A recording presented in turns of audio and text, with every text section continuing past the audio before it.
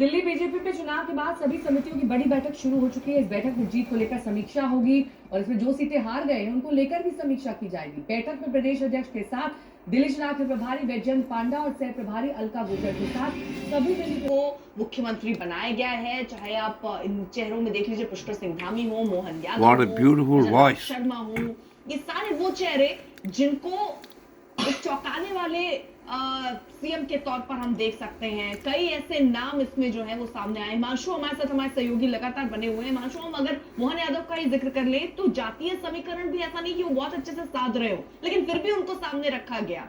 ऐसे में वो सारे पैमाने जिन पर हम चर्चा कर रहे हैं कि पूर्वांचली ज्यादा वोट मिले, जाटों ने वोट करा, क्या उसी पैमाने को ध्यान में रखेंगे, आने वाले चुनावों को ध्यान में रखेंगे कि यहाँ अगर हम कोई सीएम बनाते हैं तो दूसरों और राज्यों में क्या मैसेज जाएगा, ये भी दिमाग में रखेंगे, या फिर कुछ ऐसा ही चौंकाने वाला करेंगे जैसे हमने इन सब राज्यों में देखा है?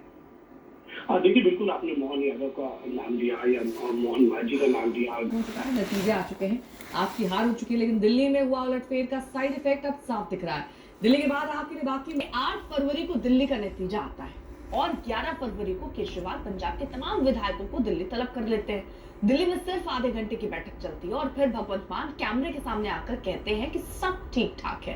लेकिन कांग्रेस को लेकर नाराजगी लगातार दिख रही है और सामने भी आ रही है। इंडिया गठबंधन में गैर कांग्रेसी दल लगातार कांग्रेस को आईना दिखा रहे हैं, कांग्रेस को बड़े भाई की भूमिका के बारे में बता रहे हैं। अमित भारद्वाज हमारे साथ, हमारे सहयोगी इस वक्त जुड़ चुके हैं। अमित, हार कई बार कई तरीके की चिंताओं को लेकर आती है और वो चिंता आम आदमी पार्टी के अंदर भी है, वो चिंता कांग्रेस पार्टी के अंदर भी है, क्योंकि बड़े भाई की भूमिका में अब कांग्रेस पर भी सवाल उठने लग गए और आम आदमी पार्टी की तो अस्तित्व की लड़ाई शुरू हो गई। वेरी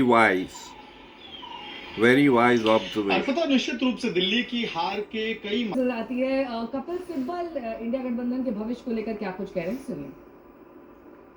गुजरात में उम्मीदवार खड़े किए, बाकी जगह में उम्मीदवार खड़े किए, तो सवाल को पूछना चाहिए था ना।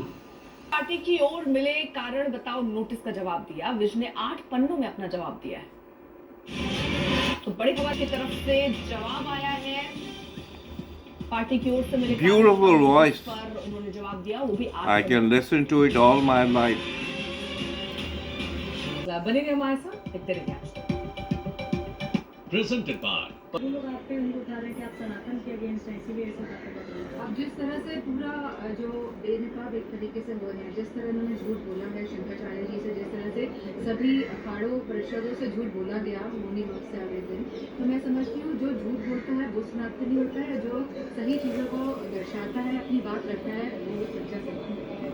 एक लास्ट क्वेश्चन, क्या आपको लगता है प्रशासन को ज़्यादा सतर्क रहना चाहिए? लगभग 15 करोड़ लोग क्या और कई उम्मीदों के साथ और कहीं ना कहीं उनकी सभी उम्मीदों को तोड़ने का काम सरकार ने किया। तो उम्मीदों को तोड़ने का काम इस सरकार ने किया है और कहीं ना कहीं कोशिश सरकार को ये करनी चाहिए कि जिस तरीके से झूठ बोल रहे हैं वो झूठ ना बोले और प्रशासन को वाकई में सख्त रखनी चाहिए। देखिए, प्रभु को पाने में कष्ट तो उठाना ही पड़ता है, और जब कुछ लोग अपना प्रचार करने में जुट जाएं, जनता का, श्रद्धालुओं का कोई ध्यान न रखें, तो यही दुर्गति होती है जो दुर्गति।